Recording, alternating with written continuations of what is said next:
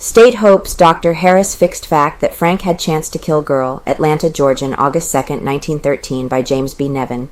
The testimony of Dr. Roy Harris, chairman of the State Board of Health and one of the most learned and approved physicians in Georgia, was dramatic, both in its substance and in the manner of its delivery Friday. It was not calculated to help Leo Frank, and it did not.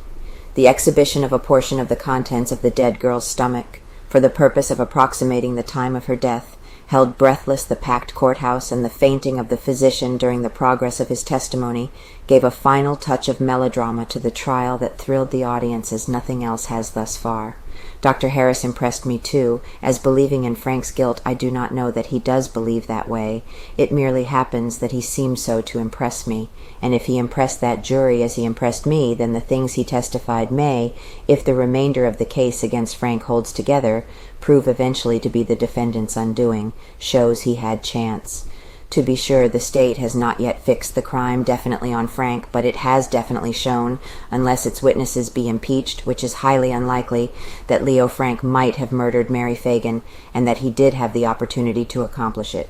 Having shown that the opportunity was there, and that the murder likely was consummated during the time limits of that opportunity, the remaining elements of the case need but to be knitted properly together to make dark indeed the outlook for Frank. Frank himself, Montine Stover, Mrs. White, and Dr. Harris, they together form a chain thus far apparently strong and dangerous.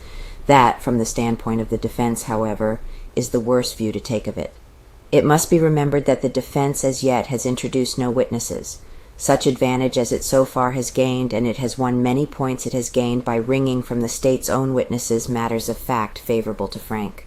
When the defense comes to tell its story, it may be confidently anticipated that additional weak points in the state's case may be discovered. The only question is, will they be found sufficiently weak to cause the entire chain to fall apart? Defense seeks weakest link. A chain is, of course, only as strong as its weakest link. Will the defense be able to locate the state's weakest link? And having located it, can it be strained to the point of giving way? That is the perplexing and grim puzzle that Rosser and Arnold are contemplating from one standpoint, and today Dorsey and Hooper from the other.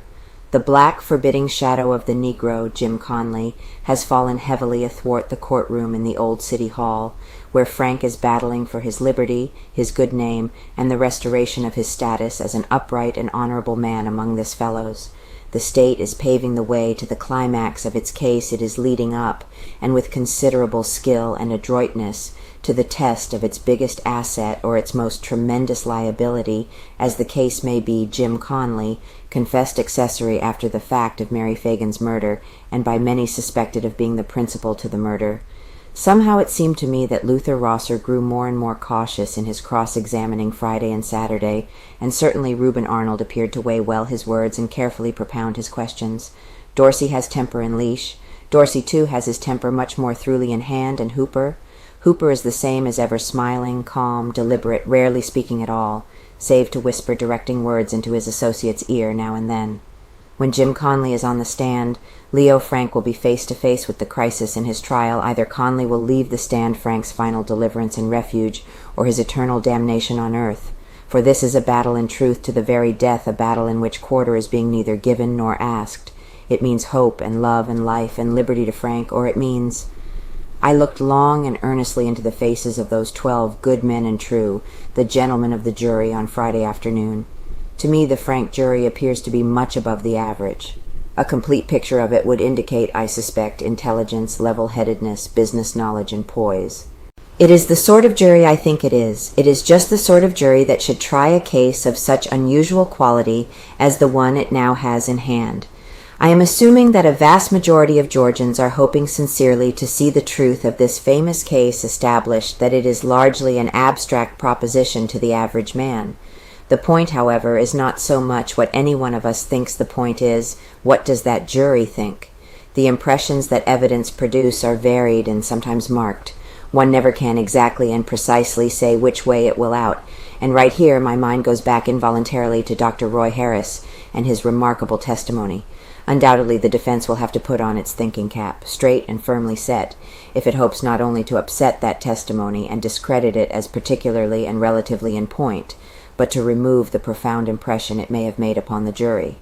It is, after all, largely upon mental impression, perhaps more often than not, that jury verdicts are predicted. The psychological receptiveness of the jury frequently controls the finding, I doubt not. If Dr. Harris's testimony has weighed heavily against Frank in the mind of the jury, the defense will find it extremely difficult to remove that weight. The Solicitor General may have been far more astute and incisive, too, than some have thought, when, time and again, he claimed to have been entrapped by his own witnesses that they were not now swearing the same things that a few weeks ago they swore readily enough. Effect may be decisive. If the solicitor has managed to get it into the minds of that jury that Frank needs protection against actually damaging circumstances, that witnesses deliberately have been drilled to protect him against sinister things, that witnesses have been tampered with in his behalf, all of which things may be inferentially set up, without many genuine reasons there for being given, then a psychological effect will have been achieved that may prove dangerous in the extreme to the defendant. Now, I do not mean to say the state has succeeded in doing that, and I hardly see wherein those impressions would be warranted altogether in the minds of the jurymen. Still, Dorsey and Hooper are driving at something, and it may be they are driving at that exact psychological effect, and you never can tell. The way of a serpent upon a rock, of an eagle in the air, and of a man with a maid, these things have been said to be the strangest of all things. But the fourth strangest thing, and there may be so many as 4 superlatively strange things, is the way of a jury with a defendant at bar. Therefore, if Hooper and Dorsey have been seeking, through the clever manipulation of their own witnesses and through the still cleverer directing of the cross-examination into desired channels, and if they have succeeded, which no man possibly may know now, the art employed has been consummately far-reaching and keen. It will brace up the amazing story of Conley wonderfully, and make his tale the easier for the jury to accept as true, and it will in inverse ratio discount the defendant's statement. Moreover, if the jury can be brought to that psychological status suggested in this article, if it be the true purpose of the state to bring it there, situation rests on ifs. There are a good many ifs in this idea, to be sure, but in psychological situations are builded largely upon ifs. That the state is undertaking to establish a psychological effect in at least one other direction, too, is evident in the way it insists over and over that Frank was nervous or extremely nervous just after the crime was committed, the idea being that if he was agitated it likely was because of his guilty conscience.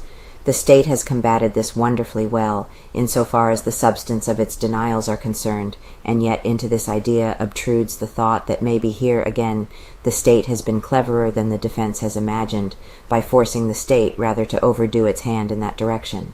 Now, these suggestions may be more or less elusive and hard to get hold of, but they are in no way impossible.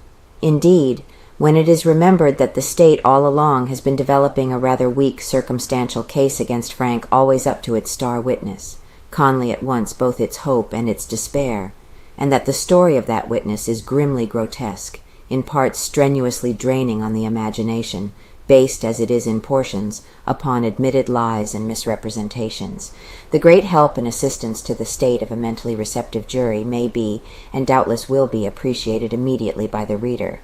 In any and very aspect of the case, it is but the simple truth to say that both the state and the defense have been forced to the skating on dangerously thin ice more than once so far.